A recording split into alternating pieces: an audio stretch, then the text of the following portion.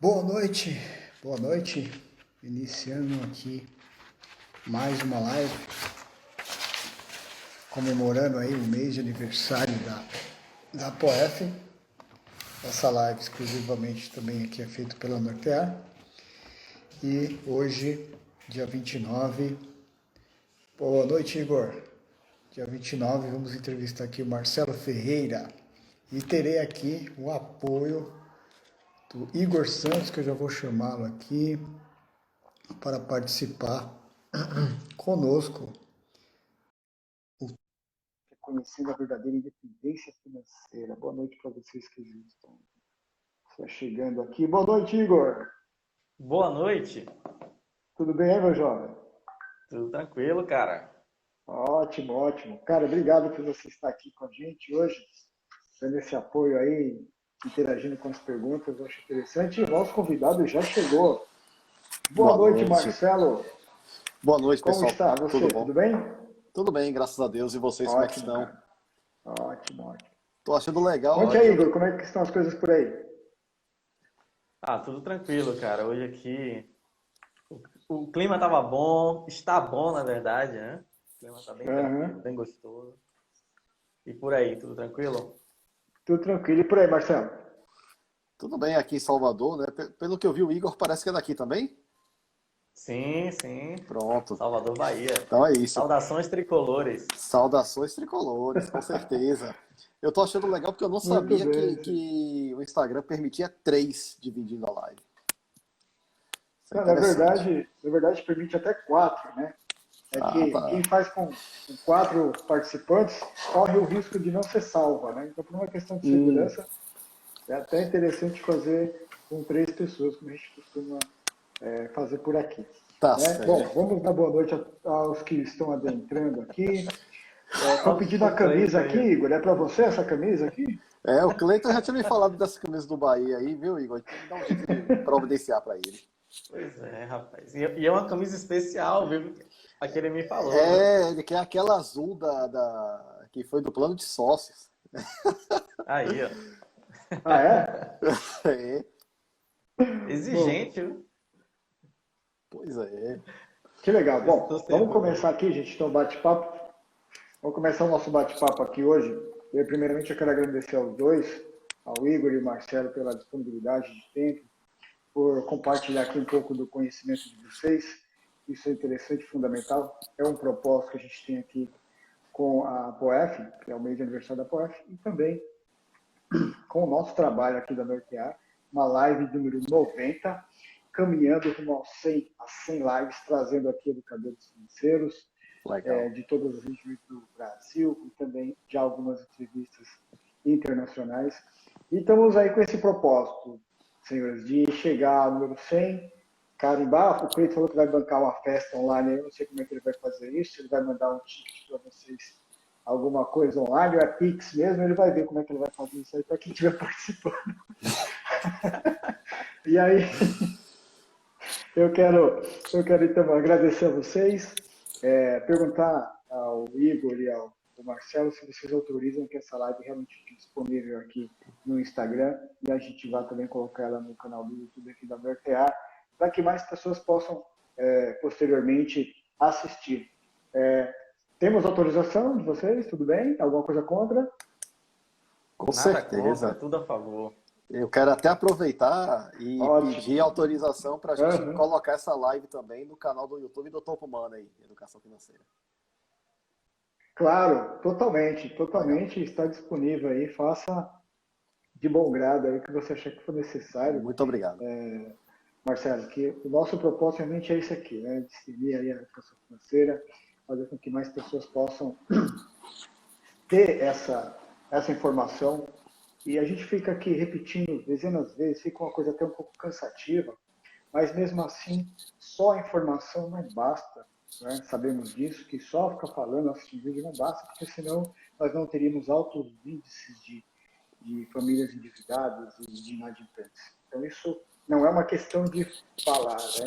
É uma questão realmente da pessoa captar aquilo e levar. Mas é o nosso trabalho, é o que nós podemos fazer aqui em meio a essa pandemia, um trabalho online, é interessante e que, queira ou não, chega a alguém de uma certa forma.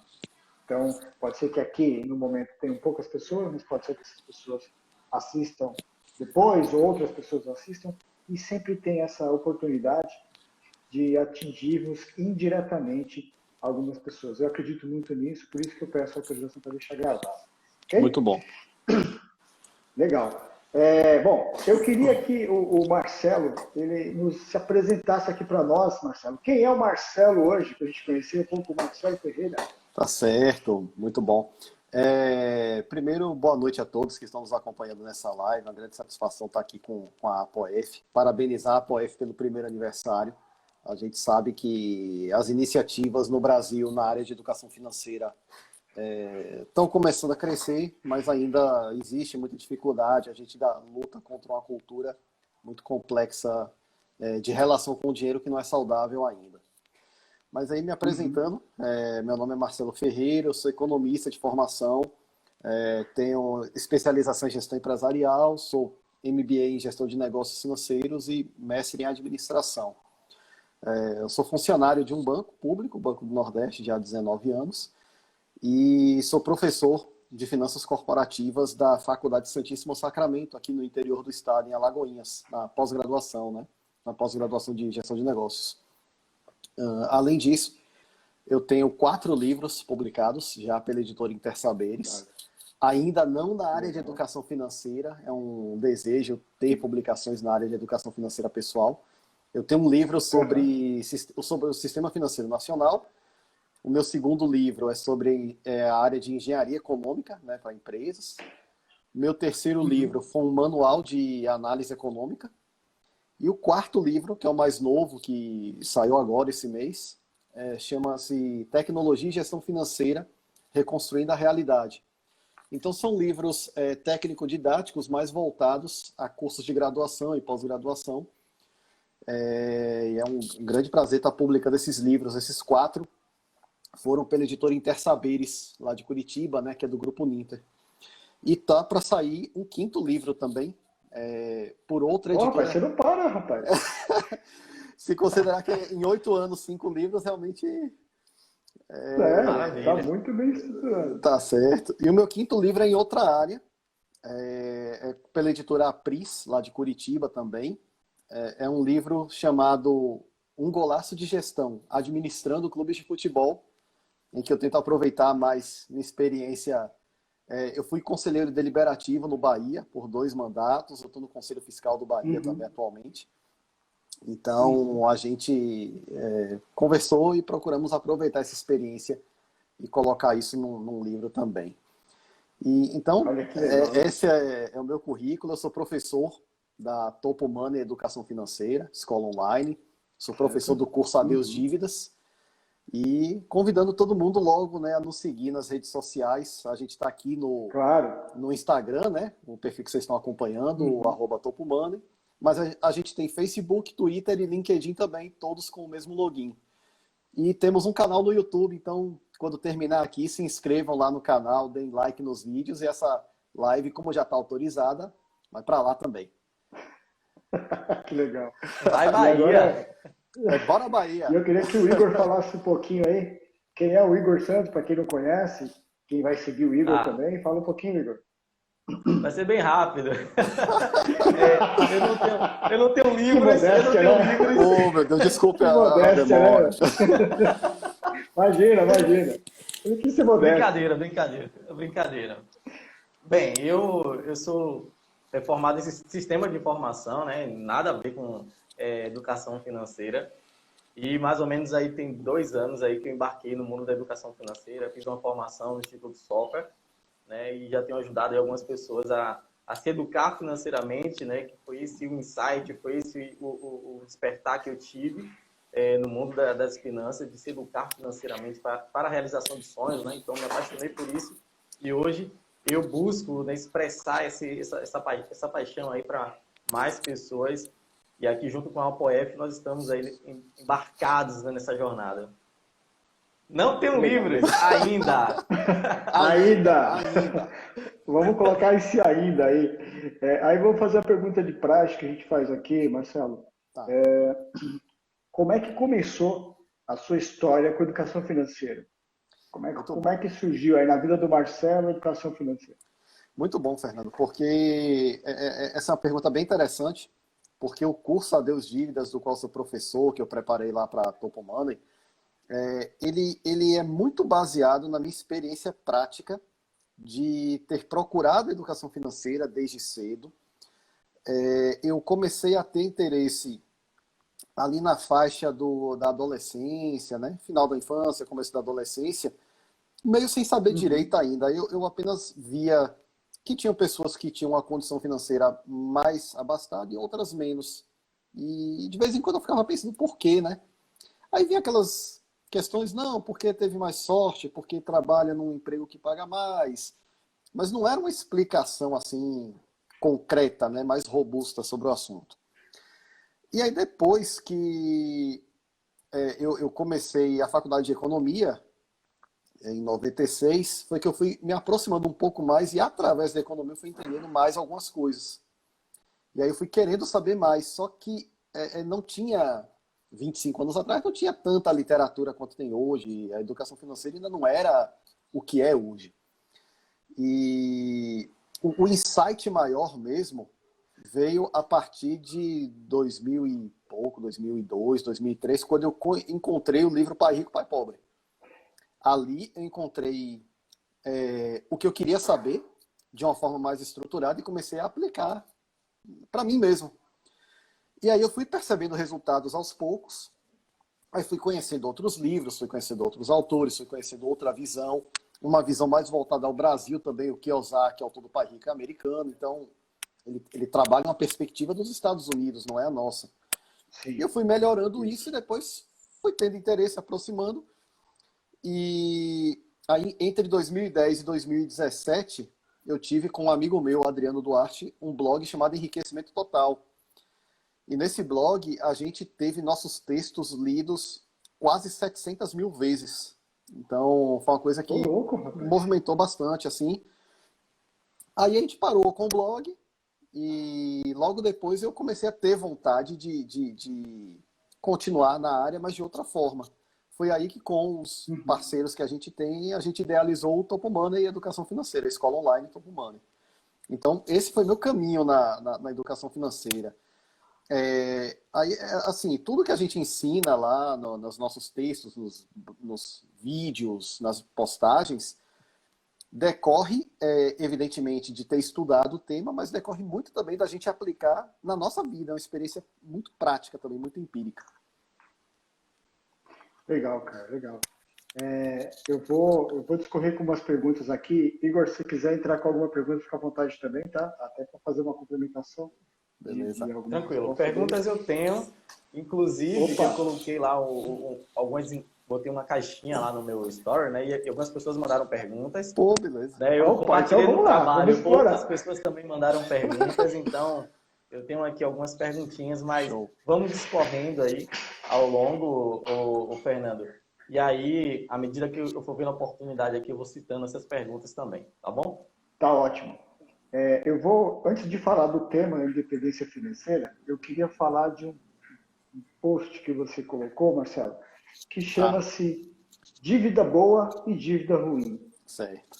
Confunde a cabeça de quem está meio começando a negócio, porque a palavra dívida já assusta, né? Então eu queria que você explicasse para nós, para confortar o coração, o que é uma dívida boa e o que é uma dívida ruim. Existe mesmo dívida boa? Existe, sim, existe. Bom, em relação a essa questão de dívida boa e dívida ruim, às vezes as pessoas confundem, e eu vou colocar um terceiro nível, vamos dizer assim, um terceiro conceito, que é a dívida necessária. E às vezes as pessoas confundem dívidas boas e ruins com dívidas necessárias e desnecessárias.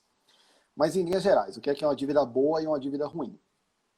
Vamos pegar um mesmo bem financiado, um carro. Se eu compro um carro apenas para meu uso pessoal, com a minha família, ele é uma dívida ruim. Por que é uma dívida ruim? Porque ela tira dinheiro do nosso bolso. A gente tem manutenção, tem PVA, tem combustível, que está bem caro atualmente. Uhum. De vez em quando tem que fazer revisão. Então tem uma série de gastos ali e esse bem, que é o carro, ele não vai colocar dinheiro no seu bolso. O que na contabilidade se Uhum. chama de passivo, né? No termo técnico da contabilidade. Mas o que as pessoas precisam saber é Certo. isso. Financiou um bem só para seu consumo e que não vai colocar dinheiro no seu bolso, é uma dívida ruim. Agora, se eu comprar o mesmo carro para tentar, por exemplo, atuar como transporte por aplicativo, ou aluguel, ou qualquer outra atividade que esse carro gere uma renda, essa é uma dívida boa. Agora, aí é que tem a confusão que as pessoas fazem. Dívida ruim com dívida desnecessária. Por exemplo, se a geladeira da casa de quem está nos assistindo quebra, e aí ele vai, chama o técnico, chama assistência técnica.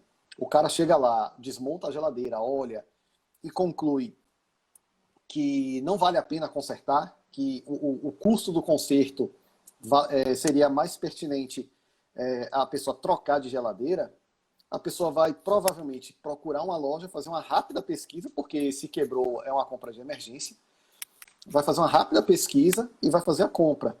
E se ela não estava planejando trocar a geladeira, foi realmente algo fora do planejamento, ela vai ter que provavelmente parcelar. E aí vai formar uma dívida. Essa é uma dívida boa ou ruim? Ela é uma dívida ruim, porque ela não vai colocar dinheiro no seu bolso. Agora, ela é uma dívida necessária ou desnecessária? Ela é uma dívida necessária.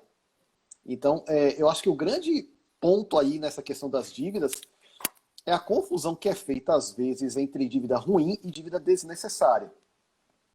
Então, por exemplo, fazer uma dívida, como a gente vê muito nos perfis de educação financeira isso, fazer uma dívida para você comprar uma coisa que você não precisa, para se mostrar numa situação financeira que você não tem, para agradar pessoas que você não gosta, essa é uma dívida horrível. Então, eu acho que esse conceito é que tem que ficar bem posicionado assim na mente das pessoas. Dívida boa, coloca dinheiro no seu bolso. Dívida ruim, ela só tira dinheiro do seu bolso. O que você adquire só tira dinheiro. E a dívida necessária, que você não tem outro jeito, você vai precisar, mas não dá para comprar à vista, de repente, você entra, o crédito, e é uma das funções do crédito, e a dívida desnecessária. Cleiton aí, obrigado, viu, Cleiton? Que legal, legal. É bom você ter trazido esse olhar, porque realmente as pessoas agindo por impulsividade acontece muito, né? Muito mesmo. Mas aí as pessoas devem estar se perguntando aqui agora. Tá, mas eu não mereço um carro, Marcelo. Pô, mas eu não posso ceder isso para minha família. De repente, mesmo que seja para sair final de semana, sempre vai ser uma dívida ruim. Até que ponto, eu acho que vale a pena a gente trazer aqui, a palavra conforto, ela deve ser aplicada na vida do pai de família que está nos assistindo, ou dos telespectadores que estão nos assistindo aqui agora. Sim. Porque as pessoas vão falar, poxa, mas se toda dívida ruim eu quiser fazer um conforto, eu não mereço conforto. Até onde você fala isso de o cara não vir com essa questão de, pô, mas eu não mereço? Quando o cara fala isso pra você, mas eu não mereço? O que você fala? Perfeitamente. Merece sim, e eu acho que, veja só, o conceito de dívida boa, dívida ruim, ele tem essa complexidade, assim, de levar uma discussão como essa. Pô, mas eu não mereço, é uma questão de conforto. A dívida deve ser levada, ou pode ser levada, até aquele ponto em que você não compromete as finanças. Então, você tem a possibilidade de ter um determinado padrão de vida, você pode se estruturar para viver um pouco abaixo daquele padrão, para você ter a folga, para você construir a reserva de emergência, para você construir a aquisição de ativos financeiros e não financeiros que vão te ajudar a ganhar dinheiro e que vão te ajudar a realizar seus sonhos, os de curto prazo, os de médio prazo e os de longo prazo, ajudar com a aposentadoria, ajudar na compra de um imóvel próprio.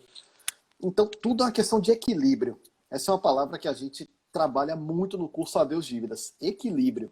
Consumir e poupar. Curto prazo e longo prazo.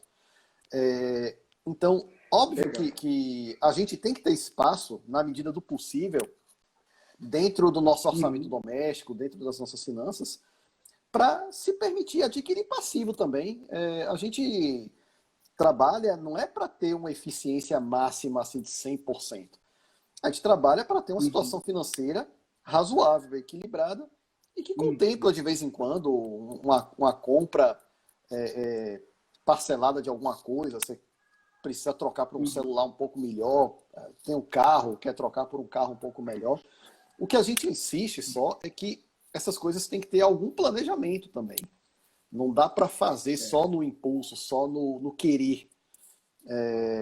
Mas assim, esse controle das dívidas, ele precisa só fazer com que você mantenha a sua situação financeira equilibrada. Não precisa nada ser levado a ferro e fogo. Eu sou muito crítico, inclusive, de algumas coisas que a gente vê assim que estimulam muitas pessoas a arrochar demais, né, as contas e se privam, né, das coisas que querem e que às vezes é possível realizar. Quando não é possível, a gente tenta compreender e se conformar, ou buscar alternativas, mas não dá para estourar os limites. Na verdade, você traz bem esse olhar, porque realmente é bem isso, né? Você pode, e a ideia do ser humano, da família, realmente é isso, é adquirir mais conforto para a família. Esse é o objetivo de toda a família, ou de todo cidadão que tem ali a sua renda, como é que eu faço para ter mais conforto? Só que é como você bem colocou, né, Marcelo? É na medida do possível. Então, às vezes a pessoa não tem nenhuma reserva, não tem nada e vai lá, mas quem tem de boleto lá de carnê não está escrito, né? Pois é. Então, aí assim uma dívida bem ruim quando você não prioriza, quando você não, como você bem colocou, planeja. Igor, entra com uma pergunta agora, sua vez. Tá, vamos lá. Primeiro eu quero agradecer também, mais uma vez, ao Marcelo, que a explicação dele foi bem assim, né? Eu tentei, dentro da explicação dele, eu tentei achar alguma coisa assim, mas ele foi bem completo, né? Mas tem uma palavrinha que me chamou a atenção. Certo. Tem uma palavrinha que me chamou a atenção, quando você disse assim, equilíbrio. Né? Então, para mim, isso aí é a base. Então, você tem que saber equilibrar as coisas. Quando você sente essa questão da dívida boa e dívida ruim, você tem que reconhecer o que de fato é bom e o que é ruim. Isso. E dentro desse reconhecimento, entender se é necessário ou desnecessário. Não é isso mesmo? Exatamente. Pronto, vamos lá. Exato. Entra aí também, na minha visão, entra um ponto muito interessante que é o estilo de vida. Né? Hoje em dia, então, tem muitas pessoas que acabam querendo, como você citou o exemplo, né? Querendo viver um estilo de vida que não é o seu estilo de vida, não está apropriado ao seu estilo de vida. E aí, o Fernando citou aí reserva de emergência, eu já queria entrar com uma pergunta nessa linha aí, que foi uma pergunta que eu recebi, né? Sim. Qual seria o valor médio de reserva financeira que uma pessoa pode fazer ganhando um salário mínimo? Entendo. Né? A gente sabe, a gente tem até um padrãozinho, né? Mas entendendo hoje, né? Eu vou reformular a pergunta baseando-me muito mais na pessoa que fez a pergunta. Claro. Né? Então, estilo de vida, vamos dizer assim. Qual seria o valor médio de reserva financeira que uma pessoa pode fazer ganhando um salário mínimo? Certo. Olha, isso vai depender muito da pessoa, da situação dela. Claro que ganhando um salário mínimo, não dá para... fala-se muitas vezes, não, poupa 10%. 10% é R$110. Mas a gente tem hoje um quadro de encarecimento na economia, tudo que, de repente, não viabiliza a pessoa separar R$110 todo mês. Eu acho que esse é um quadro em que, talvez, antes até de formar essa reserva de emergência, que é o básico realmente da educação financeira, talvez até antes, a pessoa precise formar uma reserva um pouco menor para tentar encontrar e desenvolver alternativas para ela aumentar a renda dela, para ela dar um primeiro aumento na renda. De repente, separar ali R$30 por mês, ou 40, ou 50, até poder pagar um curso profissionalizante, ou um curso que vai ajudar ela na questão do empreendedorismo. O Brasil ainda tem muito empreendedorismo por necessidade e não por vocação. Então, dentro disso, eu acho que é interessante essa pessoa que está com essa renda, talvez ainda nesse primeiro momento, claro que seria muito bom ela poder ter uma reserva de emergência, mas talvez seja o momento dela construir reservas menores para investir em aumentar a renda. E a partir do aumento da renda, ela começar a construir a reserva de emergência dela. Aí entra uma outra pergunta agora, Marcelo. Por exemplo, essa construção dessa reserva financeira menor para um investimento em um curso profissionalizante, por exemplo, que foi o exemplo que você citou aí, Sim. se encaixa, então, em uma dívida boa, necessária? Isso. Nas duas dimensões aí. Entre o boa e ruim, ela é boa. E entre o necessário e desnecessária, ela é necessária. Aí é necessária. Mas também a pessoa pode, ou pode assumir ali, parcelar no cartão dela, no cartão de crédito, ou ela pode ir acumulando e tentar pagar à vista com desconto, ou até fazer melhor, né? Ela acumular ali, quando chegar no valor, ela bota no cartão dela e paga a fatura do cartão com esse dinheiro. Ainda mata uma milhazinha aí para trocar por algum objeto, um móvel, alguma coisa. Um eletrodoméstico, alguma coisa. Maravilha. Tá Eu contigo, Fernando. mesmo gosto muito de fazer isso. Assim, eu gosto de preparar, vou investindo. Quando eu chego no valor do meu objetivo, eu jogo no cartão de crédito. Aí eu pago com aquele dinheiro que está aplicado e aí mato uma milhazinha também. É isso aí. saber usar de maneira inteligente o cartão de crédito, né? Que infelizmente muitas pessoas acabam até julgando o cartão de crédito, condenando o cartão de crédito, mas na verdade é saber usar de maneira correta, né? Sim, sim. É verdade. Falou bem, Igor. Falou, e isso aí é o mal de muita gente. Olha só que coisa, né? Segundo os dados estatísticos, o que mais prejudica as finanças de uma família é o mau uso do cartão de crédito. E poucos têm essa informação, como o Igor trouxe agora, dos benefícios, das vantagens. Lógico, isso tudo tá vinculado a pessoa realmente ter compromisso, ter um bom hábito, né? Seguir ali Sim. uma regra de você ser fiel ao seu planejamento com o cartão de crédito, porque realmente ele é um facilitador, mas ele também pode ajudar bastante. O que nos falta, como o Igor colocou, é esse conhecimento. Senhores, Isso. agora trazendo o tema, conhecendo a verdadeira independência financeira, eu queria que o Marcelo nos colocasse aqui o que ele entende quando a gente fala tanto, quando se usa tanto essa palavra independência financeira. O que é, Marcelo, para Ótimo. você?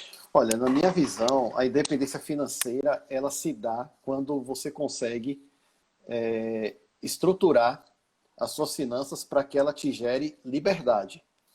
Então, quando você consegue ter mais liberdade de escolha, quando você consegue colocar as suas finanças na sua vida para te abrir os caminhos, para te viabilizar, realizar, eu acho que aí está alcançada a verdadeira independência financeira. Isso vai ser possível para algumas pessoas num grau maior, para outras num grau menor, mas acho que a gente deve buscar o maior nível possível de independência financeira. Poder, de repente, fazer a escolha de um caminho profissional, poder fazer uma escolha de, olha, hoje é terça-feira, mas eu não estou me sentindo muito legal, eu quero ficar aqui em casa, não vou trabalhar hoje, e vou trabalhar no sábado, quando eu estiver me sentindo melhor e, de repente, não tenho nada para fazer, trabalhar no sábado porque eu quero trabalhar no sábado. Então, são essas coisas que acho que formam a verdadeira independência financeira. Você construir essa situação. Eu tenho uma pergunta nessa linha aí. Na Ótimo. verdade, eu tenho Vai duas lá, manda aí. perguntas. A primeira pergunta é qual ou quais os primeiros passos para essa tão sonhada aí independência financeira? Certo. Bom, por ordem, eu fiz um pouco diferente comigo, mas normalmente por ordem a gente fala de construir a reserva de emergência primeiro. E aí, o que é essa reserva de emergência? É um valor que está aplicado normalmente num ativo financeiro, num fundo de investimento, numa coisa parecida, de liquidez imediata. Ou seja, ele tem que estar disponível para você resgatar na mesma hora, porque se é emergência, você não sabe, por exemplo, quando é que alguém vai ter um infarto. Então, é para resolver na hora. Normalmente, se fala em um ano. Um ano das despesas mensais, eu acho que é mais, talvez, cabível para o cara que é um profissional liberal, que ele é a própria ferramenta de trabalho dele, né? A principal ferramenta de trabalho dele. Então, ele precisa ter uma reserva maior, porque também é uma renda variável, em um mês, né, os meses não são iguais em termos de salário e de renda. Se a pessoa trabalha na iniciativa privada, mas tem um salário ali definido, 6 meses devem ser suficientes. E se alguém é concursado, aí normalmente 3 meses já resolve o problema. Que normalmente não tem uma instabilidade que justifique, assim, que justifique não, que demande, né, ter uma reserva maior do que 3 meses. Mas, claro, querendo ter uma reserva 6 meses, 1 ano, 9 meses, é válido também. Então, o primeiro passo é pensar realmente nessa reserva de emergência. O outro passo é começar a estruturar os objetivos também. O que é que eu quero fazer num curto prazo, no horizonte de 2 anos? É razoável eu pensar, por exemplo, na aquisição da casa própria, no horizonte de 2 anos, é difícil. Então, esse é um horizonte de longo prazo, mas 2 anos para eu comprar um curso para, por exemplo, operar com o mercado de opções no mercado financeiro, para eu entender o mercado de opções. Dá para pensar isso em 2 anos, ter o dinheiro para fazer um curso. Um curso dessa dimensão, que não é um curso universitário e tal. Então, você vai ter objetivos de curto prazo, ali até uns 2 anos para realizar, de médio prazo, que deve levar de 2 a 5 anos, e acima de 5 anos eu já considero longo prazo. Então, quando você distribui os objetivos, você começa a definir melhor suas escolhas. Então, primeiro passo, construir a reserva de emergência. Segundo passo, começar a estabelecer os objetivos e trabalhar neles. E aí você tem um terceiro passo que normalmente não se fala, que é o de começar a pensar em alternativas para aumentar a sua renda. Então, como eu disse novamente, investir para ter um curso profissionalizante ou investir para começar a tentar iniciar uma carreira empreendedora, como muitos fazem. Tudo isso são coisas que precisam ser feitas para poder ter esse avanço rumo à independência financeira. Só o que não dá é ficar apenas gastando. Isso aí é que não dá, e se endividando. Mas começando a construir isso, pode ser mais devagar para uns, pode ser mais rápido para outros, mas com o passar do tempo, você vai vendo a melhoria, você vai percebendo a melhoria. E cuidando do orçamento doméstico, então, né, tendo aquele controle de renda e de despesas, é fundamental você ter esse controle também para poder viabilizar esse trajeto, esse caminho todo.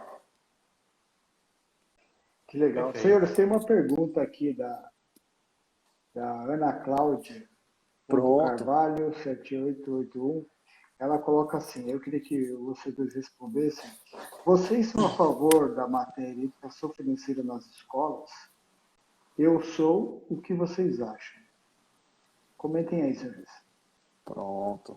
Igor, quer comentar primeiro aí? Eu comento, né, rapidinho aqui. Eu sou totalmente a favor, né? Inclusive, eu faço parte também, né, da Forma Educação Financeira, né, que é uma instituição aí focada e direcionada para o ensino da educação financeira nas escolas de ensino infantil. Então, eu sou totalmente a favor. Eu acredito que a educação financeira ela já deve ser realmente ensinada para as crianças de uma maneira bem lúdica, de uma maneira bem atrativa para elas, ensinando muito mais algo que nós falamos aqui, né, que o Marcelo colocou aqui no decorrer dessa live, que eu anotei aqui, liberdade de escolha, né? Ensinando aos pouquinhos essa questão da escolha, não é o uso do dinheiro de imediato, não, que elas ainda não têm essa noção, mas a questão das escolhas, a questão de como tratar também, né, um com o outro, isso está relacionado a dinheiro também. Então, tem sempre umas formas lúdicas bem interessantes de tratar com criança. Então, eu sou totalmente a favor do ensino, né? Marcelo, o que é que você acha? O que é que você diz? Com certeza. E eu vou até agradecer a Ana Cláudia aí pela pergunta. Ela é minha prima também e foi aluna do curso Adeus Dívidas, então está sempre acompanhando a gente na Topo Money. Não, com certeza concordo muito. A gente até há pouco tempo fez uma postagem de vídeo lá no YouTube sobre essa iniciativa que o governo federal teve de estabelecer, acho que, formação para 500 mil professores no país todo, para lidar com a educação financeira. É decisivo, é fundamental. Eu adoraria ter tido educação financeira na época da escola. Acho que teria me livrado de alguns percalços, e assim como muita gente no país todo. Acho que a nossa educação precisa também caminhar para um lado um pouco mais prático. Educação financeira, a gente precisa conhecer de repente, alguma coisa mais relacionada a direitos e deveres. Precisa estar mais direcionada não só para o teórico, que é importante, é claro que é muito bom a gente ir para a escola e ter aula lá de biologia, química, física, etc. Mas a gente precisa ter esse viés mais prático também, em algumas partes do ensino, em algumas disciplinas, em alguns momentos. Então, concordo e muito, assim, sou entusiasta dessa ideia e acho fantástico que as escolas estejam buscando colocar a educação financeira no seu currículo já se possível, desde o infantil. Perfeito. E só para complementar, aquela questão, né? Você citou aí, é importante que se aprenda as outras disciplinas. A educação financeira é justamente para que, para essas crianças, jovens, né, que forem cursar, por exemplo, biologia, né, eles vão tratar com dinheiro do mesmo jeito. Né? Sim. Então, para gerir sua profissão, para gerir sua carreira profissional, eles vão ter que precisar gerir o dinheiro, né, as finanças pessoais, né? E aí o Cleiton até colocou aí, né? Porque muitos deles têm dificuldade na gestão financeira. O problema às vezes não é na sua profissão, mas é na gestão das finanças, né? Para poder assim também investir melhor na sua capacitação profissional, enfim. Então, começa da base, né? Começa lá de novinho também. Exato. Você pontuou isso que é interessante também, né? Todo mundo, né? Dinheiro é uma ferramenta que está na vida de todo mundo. Então, independente da formação acadêmica, é muito bom ter o acesso à educação financeira. Isso é indiscutível. Que legal. Bom, nós trouxemos aqui a questão da independência financeira, mas vamos trazer para uma realidade que quem nos assiste ou está vivendo ou conhece muita gente que vive. A questão de dívidas. Então, é muito legal ouvir vocês falar, mas eu estou endividado e assim, eu não sei o que fazer, eu não sei por onde começar, né? O que você tem comentado com seus clientes, o que você tem passado assim de mais prático para a gente não colocar uma barreira muito grande, que as pessoas tenham esse medo de falar, não, peraí, isso aqui que você está falando para fazer é muito difícil, é muita coisa para mim fazer, eu vou desistir e vamos lá, vamos no banco, vamos parcelar e vamos ver o que dá. Como é que que dicas práticas você tem colocado para os seus clientes? Perfeito. Antes de eu falar, assim, mais ou menos qual é o roteiro da pessoa que está muito endividada, eu vou deixar uma sugestão aqui para vocês. Tem o professor Antônio Carvalho, da Topo Money. Antônio Carvalho é um cara assim, especialista em superendividamento aqui em Salvador. Ele mexe ele participa como conciliador também, assim, como orientador financeiro em audiências de pessoas superendividadas no Procon. Ele ajuda muito nesse núcleo também. Legal. Então, é um cara extremamente especializado. Mas, em linhas gerais, a pessoa que está muito endividada, o que é que ela precisa? Primeiro passo, ela precisa reconhecer a situação. Às vezes, tem pessoas que não reconhecem, ou porque não conseguem, ou porque não querem reconhecer. Então, assim, se não reconhecer, a solução não vem. Segundo passo, depois disso, listar todas as dívidas que ela tem, procurar listar essas dívidas todas e buscar informação para organizar da maior para menor pela taxa de juros.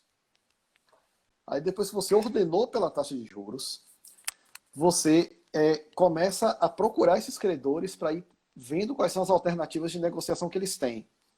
Normalmente, o credor ele está muito preocupado em receber. Então, ele deve abrir mão, deve flexibilizar. A tendência da maioria dos credores é essa, flexibilizar as situações para a pessoa poder ter uma chance de regularizar. Dentro do orçamento, a pessoa precisa também estabelecer que dentro do orçamento dela, ela vai destinar uma parte a pagar dívidas. E aí, dentro desse pagar dívidas, é que ela vai tentar encaixar as dívidas que ela tem. Outra possibilidade é a de avaliar a troca de uma dívida mais cara por uma mais barata, em termos de taxa de juros. Exemplo, eu até postei um vídeo faz pouco tempo lá no canal do YouTube. Por exemplo, já tem bancos fazendo antecipação de saque aniversário do FGTS. Então, a taxa de juros de um crédito desse, que ele está consignado, ele está atrelado a um pagamento, é uma taxa muito menor do que, por exemplo, um cheque especial, um cartão de crédito. Então, se de repente o saque aniversário da pessoa pode cobrir uma situação de um cheque especial, se quando está no começo, pelo menos, né, ou de um cartão de crédito, alguma coisa, ela pode fazer isso e trocar uma dívida que tem aí 8% ao mês por uma que vai ter, sei lá, 1,5%, 2%. Já freia o processo de crescimento do saldo das dívidas, né? Aí tem aqueles cuidados de só assumir acordos que ela realmente possa cumprir, de, uma vez estabelecido o acordo, buscar que a instituição, né, o credor, retire imediatamente o nome dela dos serviços de restrição e, principalmente, buscar não fazer novas dívidas. E aí tem as outras alternativas. Entrou uma renda extra, um 13º, um terço de férias e, aos poucos, tentando amortizar e construir essa cultura.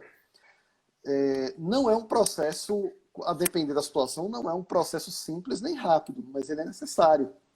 Do ponto de vista do país, do ponto de vista maior, esse é um dos grandes problemas que a gente tem. Porque a gente não tem uma poupança, o país não tem poupança suficiente, isso faz com que o crédito seja caro, porque não tem recurso disponível, né, aplicado lá, poupado pelas pessoas.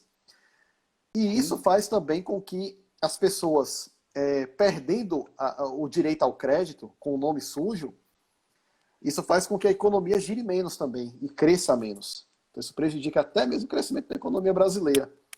Porque como se fala muito aí, 60, 70 milhões de pessoas com o nome sujo, é um terço da população adulta do país. Então, você tem um terço de pessoas que só podem consumir à vista. E a gente sabe que nem tudo dá para fazer à vista, né?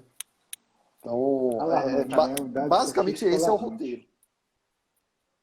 Tá aí um ponto ainda mais importante, né, de se ensinar também a conhecer os produtos de investimento para que a população ela entenda ainda mais a importância de investir, de aplicar o dinheiro, de construir uma reserva, sim, até para ajudar o país também a ter essa reserva. Isso.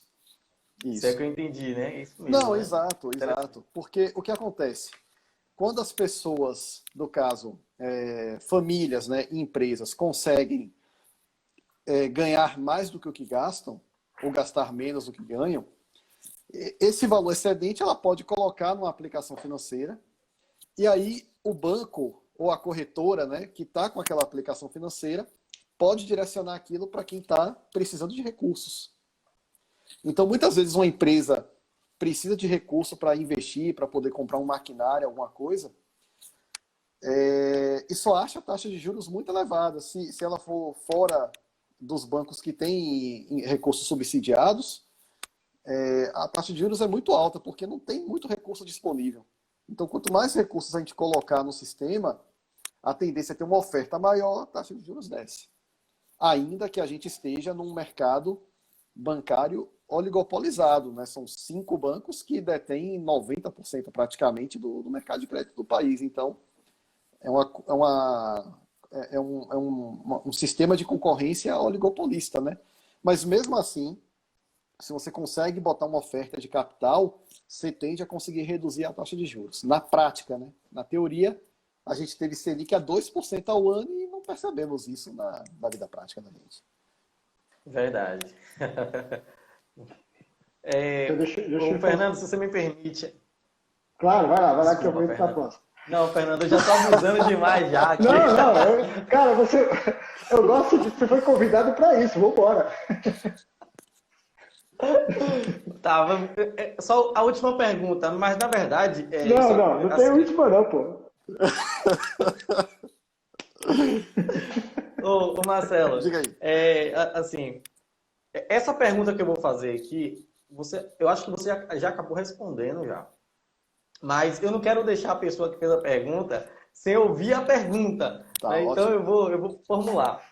Como voltar a ter independência financeira quando teve que utilizar toda a reserva por conta de uma emergência? Então a situação é a pessoa teve uma Olha emergência, aí. gastou toda a reserva e agora ela quer voltar a ter a independência dela financeira, ou seja, ela já tinha uma independência antes. Tá ótimo. Pô, em primeiro lugar, eu tô querendo parabenizar essa pessoa, porque ela conseguiu resolver o problema dela utilizando a reserva de emergência. Boa. Porque o que acontece? Às vezes as pessoas ficam, mas eu vou ficar guardando dinheiro e se eu precisar e tal. Olha, para quem está com um problema de saúde na família, se você pega a reserva de emergência e coloca lá na hora para resolver o problema passa a ter um pouco mais de chance de ser resolvido e você não fica ali pensando como é que você vai pagar. Você não fica pensando, tenho que ir no banco, eu tenho que pedir dinheiro a fulano, correndo aí adoidado para conseguir recursos, né, de última hora. E, assim, eu acho fantástico a pessoa ter utilizado a reserva de emergência. E qual é a sugestão? Recompor. Utilizou, vai procurando recompor aos poucos. Do mesmo jeito que ela compôs uma reserva de emergência uma vez e precisou utilizar todo o valor, recompor, né? Não tem muito segredo, não. É compor novamente. E eu fico muito feliz mesmo de ter conseguido resolver o problema com a reserva de emergência. Porque aí o que é que eu digo? É a questão de você ter disponibilidade. Há alguns anos eu vivi uma situação, eu estava trabalhando no interior do estado, aqui na cidade de Senhor do Bonfim, e no meio da noite, um colega lá da agência, o cara teve um infarto. E estava no hospital. Quando me ligaram, o cara estava no hospital, lá infartado. E aí constataram que ele não tinha condição de ficar lá, ele precisava ser removido para um centro maior, no caso Petrolina, já em Pernambuco. E aí, não, vamos chamar uma UTI móvel. Só que a única UTI móvel que a gente conseguiu, ela custava R$ 5.800, e até assim, a gente junto ali poderia conseguir os R$ 5.800, só que o cara queria receber na hora ali, em espécie, né? Aí, como é que a gente vai fazer isso em espécie? Então, é por isso que eu digo que a gente tem que estar pronto para certas situações. Essa não daria para fazer dessa maneira. A gente resolveu de outra forma. Ele, graças a Deus, durante a noite melhorou, deu para levar numa ambulância comum. Mas, uma situação dessa, o nosso problema era não ter em espécie, que ninguém vai ficar andando com R$ 5.800 em espécie. Mas, se a gente lá não tem reserva de emergência, talvez a gente não conseguisse resolver o problema dele ali na hora. Então, a reserva de emergência existe para essas situações mesmo. Eu vou ter que utilizar? Utilize. Depois você vai recompondo. Porque, por exemplo, eu tenho uma reserva de emergência aqui e eu já utilizei parcialmente para algumas situações que eu achei que era melhor recorrer a ela do que pegar empréstimo. Então, fui lá, recorri, tirei, e estabeleci, não, retirei esse valor, eu vou recompor tantos meses, colocando tanto todo mês. Não tem muito segredo, não. A reserva de emergência está aí para isso mesmo. Utilizou, vai recompondo. Da forma que pode, da forma que é possível. Só não pode perder a regularidade nessa recomposição. Esquecer de colocar de volta. Que a emergência, infelizmente, não acontece uma vez só. E uma vez que a pessoa tem alcançado isso, eu penso que até fica mais fácil porque ela já tem um entendimento da jornada, né, Marcelo e Igor? A pessoa já passou, ela já entendeu que ela tem que abrir mão de algumas coisas, que ela tem que criar hábitos saudáveis, que ela tem que ter a ideia da economia compartilhada, enfim, vários fatores que fizeram com que ela conseguisse isso, diferente de quem nunca teve esse privilégio de falar, hoje eu tenho metade da reserva que eu preciso, hoje eu tenho Isso. 6 meses, 8 meses, enfim. Mas e aquele que não tem, né? Aquele que tem hoje é a reserva do banco, é a reserva do empréstimo, é a reserva do cartão de crédito. Essa é uma reserva o cheque dolorosa. especial, aí é complicado. É porque a pessoa é especial, né? Então o cheque também tem que ser especial. Gostei, gostei. Não é verdade? Eu sou uma pessoa especial, meu cheque também tem que ser. Pois é. O ruim é que o Júlio também é especialista. É bem né? especial. Né? É bem especial. Deixa eu fazer uma pergunta, Marcelo. No âmbito regional, como a gente está entrevistando várias pessoas de vários estados, hoje, Sim. na sua região, o que que você vê como o maior desafio para a educação financeira no seu estado hoje? Que você sente, pelo que você acompanha, pelos jornais, pelos próprios atendimentos? Qual os Olha, maiores desafios que você tem hoje? eu acho que aqui no Nordeste, a princípio, pelo menos, assim, uma análise mais primária da coisa, eu acho que faltam pessoas estarem buscando fazer essa disseminação dentro da região. Acho que tem muito espaço aqui no Nordeste, apesar de ser uma região que ela não é tão rica quanto a região Sudeste, quanto a região Sul, mas tem suas potencialidades também. E a educação financeira ela é muito necessária, talvez mais necessária, para quem tem menos renda. Então, acho que aqui teria o maior potencial, junto com a região Norte, para desenvolver. Mas eu acho que falta ainda mais gente falando sobre o assunto aqui na região e talvez até de uma forma mais direcionada para o nordestino mesmo. A gente fez uma live, por coincidência hoje está fazendo 1 ano dessa live, uma live muito interessante com o Lucas Lins, lá de João Pessoa, sobre fundo de investimento imobiliário. É uma forma de investimento também bem interessante, que está muito em alta. O Lucas lá do site Juro Composto. Então acabou sendo assim um evento de nordestinos, né, de diferentes estados. Tem também a Marina Farias, lá de Aracaju, que a gente fez uma live também muito legal. Fera, muito fera. Você conhece, né, Marina? Então, ela é nossa representante aqui, pô. então pronto, então já é conhecida. Imagina, né? É bom a gente estar perto de pessoas assim como ela, como o Igor. É muito importante a gente estar com você. Pois é. É muito importante. Valeu. Então é isso. Eu acho que a gente aqui no Nordeste ainda pode trabalhar melhor a questão, talvez, da regionalidade e fazer algo mais específico, mais direcionado à nossa região, ainda que haja diferenças bem importantes entre os estados, né? Eu já tive a oportunidade de visitar alguns estados do Nordeste. Eu só não estive realmente na Paraíba e no Rio Grande do Norte, mas todos os outros eu já estive. E tem muita diferença, até dentro da Bahia mesmo, que é um estado enorme, você tem diferenças. Mas acho que dá para construir algo dentro de fatores de regionalidade De que uma nos unem realidade, aqui né? na região, né? Daquilo que temos em comum, e ajustando aquilo para cada região que tem, né, dentro de cada estado. Eu já morei em Sergipe também, até mesmo Sergipe, que não é um estado grande, o sertão, a gente sente um tipo de cultura diferente da região do Rio São Francisco, que está ali na divisa com Alagoas. Então, tem as diferenças dentro de cada estado, mas a gente tem fatores que nos unem. Eu acho que a nossa educação financeira poderia convergir nesses fatores. Pô, que legal. O Sérgio Mariano, nosso representante, ele fala: Legal. acho que um dos problemas é a gente não se pagar. Pagamos todo mundo, mas a gente não se paga. E ele ainda complementa: não se pagar dificulta compor, recompor reserva de emergência. Compor e recompor reserva de emergência. Muito bem Perfeito. colocado, Sérgio. O que Perfeito, vocês acham Sérgio. do comentário? E aí? E vocês concordam com o comentário ou não? A questão de Não, eu compor e concordo, né? recompor? É algo até que eu brinco, né, com algumas pessoas, né? Se o governo, quando você recebe o seu salário, o governo já tira a parte dele. Por que você não pode fazer isso? Né? Porque você não pode se pagar Boa. primeiro.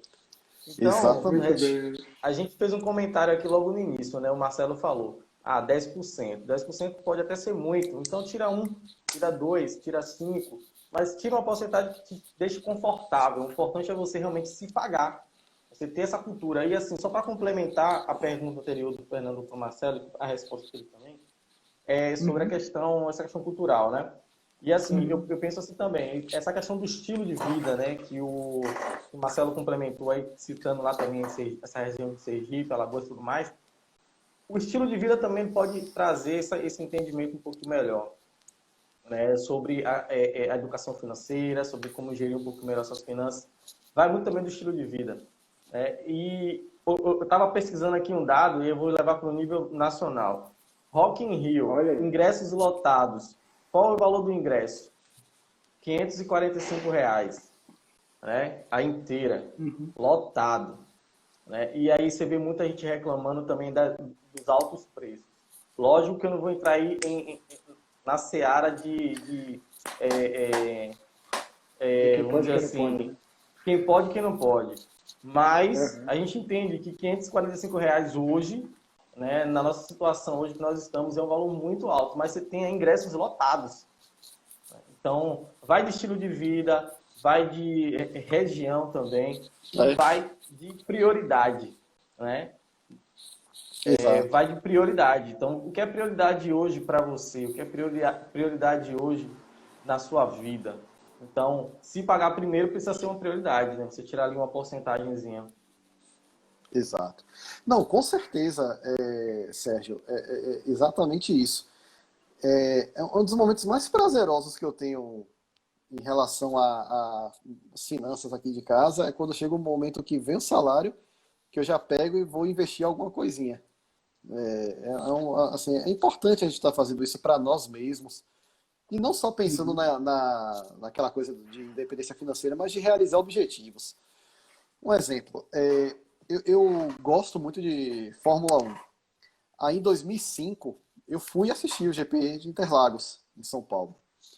E como o planejamento é tudo, a corrida foi em setembro, mas por volta de março, abril, eu já tinha ingresso comprado, já estava com hotel reservado e passagem aérea reservada. Eu já vinha me programando há algum tempo. Aí eu olhei aqui e eu digo, não, agora dá. E aí o que chamou a atenção foi que no dia da corrida, no domingo, eu estava indo para Interlagos e no micro-ônibus estava lá a Band News. E aí tinha um repórter lá no lado de fora do autódromo, ele falando, não, tem cambista vendendo ingresso para o setor tal, o mesmo setor que eu ia assistir a corrida. Eu tinha comprado o ingresso de R$ 600. Os caras estavam querendo 3 mil no dia da corrida. Então tudo é questão de planejamento. Eu acho que eu não gastei 3 mil com a viagem toda, entendeu? Então, assim, tudo é questão de ter planejado antes, para poder no momento eu olhar e dizer, não, pô, eu quero, eu vou. Não é uma coisa que eu vou fazer todo ano, uma vez na vida. Tanto que eu não fui mais. Eu tenho vontade de ir de novo, mas ainda não fui. Fui em 2005. Então, esse se pagar é para a gente ter momentos como esse também. Porque eu fui uma vez só, tem 16 anos, mas eu lembro muito bem da sensação de estar ali, vivendo aquela realização daquele sonho de ir lá ver a Fórmula 1, ver os grandes pilotos. Ainda no dia o Alonso confirmou o título mundial em Interlagos, então eu vi o Alonso passando bem devagar, comemorando o título dele. Então, assim, são coisas que marcam, né, pro resto da vida. E não tem preço, na verdade, isso aí. Verdade. Bom, senhores, nós estamos chegando nos minutos finais. Eu queria agradecer o Igor pela participação. Muito obrigado, Igor. Agradecer o Marcelo pela oportunidade. Muito obrigado também. E aí eu queria que os dois fizessem aí suas considerações finais sobre o tema, sobre a importância da educação financeira e sobre o que nós trouxemos aqui de independência financeira, mas com um ar de esperança, com um ar daquele... Para quem ainda se sente desiludido, para quem ainda acha que está desanimado, para quem acha que a solução é recorrer a bancos mesmo, muitas vezes a agiota, o que nós podemos falar para que realmente eles possam, como o Marcelo colocou, e o Igor, terem melhores escolhas? Deixa eu falar logo. Fala aí, meu querido. Não, só para, assim, o Marcelo, ele encerrou essa fala aí, citando um sonho, uma realização de um sonho, né? Então, eu lembrei aqui, educação financeira é para isso. para realizar sonhos, né? Para transformar vidas, para realizar sonhos. Eu acredito nisso. Né? Então, quando eu entrei na educação financeira, foi para a realização de um sonho. Eu até já compartilhei aqui em uma live com o Fernando e com o Cleiton. Então, eu acredito que é isso. Então, qual é o seu sonho? Então, eu acredito muito nisso, que o sonho, ele é uma alavanca, ele te impulsiona. Então, o Marcelo citou aqui que um dos pilares para atingir a independência financeira é estruturar objetivos. Né? Então, quais são os seus objetivos? Então, quando a gente começa a colocar os objetivos como prioridade, os sonhos como prioridade, a gente passa a entender um pouco mais essa vontade, esse desejo de realmente se educar financeiramente, se organizar financeiramente, para, enfim, realizar, curtir aí uma passagem de um carro de Fórmula 1 a não sei quantos por hora e outros mais, né? Então, defina o seu sonho, né? O seu objetivo. Qual é o seu sonho, qual é o seu objetivo e vai para cima. Legal, Muito Igor. bom. Obrigado. E você, Marcelo? Bom, beleza. O que você pode dizer para esse povo? Ótimo. Antes de eu deixar essa mensagem, parabenizar novamente a POEF, esse aniversário. Espero que vá muito longe. Vá muito longe. Coloco-me à disposição para sempre que vocês precisarem, estar colaborando com os Pô, projetos. que legal. Gostei muito da experiência. E eu acho que tem muito a ver com isso que o Igor citou mesmo. A gente não faz tudo isso apenas para juntar o dinheiro. Ninguém é tio Patinhas. A gente faz isso para poder ter essa realização de sonhos, que no meu caso, uma vez foi a Fórmula 1, num outro momento vai ser outra coisa, para outra pessoa vai ser outra coisa diferente. Então, eu acho fundamental a gente cultivar esses sonhos, cultivar esses objetivos, os topos, como a gente chama aqui na Topo Money, tá certo? Eu quero convidar todos a nos seguir aqui no Instagram, nas nossas redes sociais, no Facebook, no Twitter, no LinkedIn. Nós temos o canal no YouTube, o canal já está com o endereço personalizado, então é youtube.com/topomoney. Aproveitem para conhecer e conhecer nosso curso Adeus Dívidas também, que é um dos vários caminhos que vocês vão ter disponíveis para poder encontrar as orientações, né, e os rumos para chegar nos sonhos de vocês. Planejamento e equilíbrio e disciplina são as posturas que a gente precisa para conseguir o que a gente deseja da melhor forma possível.